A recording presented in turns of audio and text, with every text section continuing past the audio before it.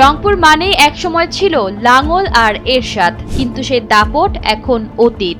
জাতীয় পার্টি এখন নিজ দুর্গে নিজেই কোণঠাসা। ৯০-এর গণ অভ্যুত্থানে এরশাদ সরকারের পতন ঘটলে এরপর থেকে দলটি আর কখনো এককভাবে ক্ষমতায় ফিরতে পারেনি, বরং লেজুর বৃত্তি করায় তাদের নিজস্ব সমর্থন ১২% থেকে কমে মাত্র ৩% নেমে এসেছে। তাই হারিয়ে যাওয়া জনসমর্থন ফেরাতে এবার এককভাবে লড়ার ঝুঁকি নিয়েছে দলটি।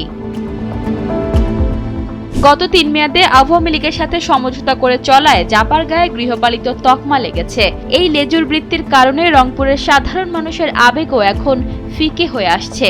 ১৯৯১ সালে যেখানে জাপা ১৭টি আসন পেয়েছিল রংপুরে, ২০২৪ সালে সেই সংখ্যা মাত্র ৩ই এসে ঠেকেছে। জাপার ভোটের মাঠের হিসাব আরও করুন।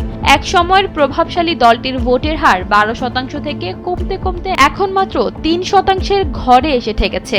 সমঝোতা ছাড়া কোনো আসনেই জাপার প্রার্থীরা আর সেভাবে সুবিধা করতে পারছেন না, ফলে অস্তিত্ব টেকানোই এখন দলটির জন্য বড় চ্যালেঞ্জ হয়ে দাঁড়িয়েছে।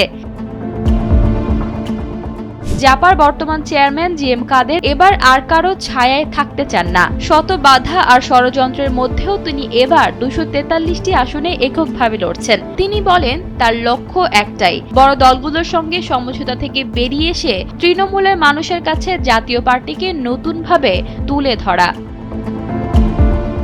বিশ্লেষকদের মতে শুধু সাহস দেখালেই হবে না, মানুষের হারানো বিশ্বাস ফেরানোই আসল কাজ। ফ্যাসিবাদের সহযোগী তকমা আর গত ১৫ বছরের কর্মকাণ্ড ভুলে মানুষ সহজে তাদের গ্রহণ করবে কিনা তা নিয়ে যথেষ্ট সন্দেহ আছে। ঈশিতা আক্তার, সময়ের আলো।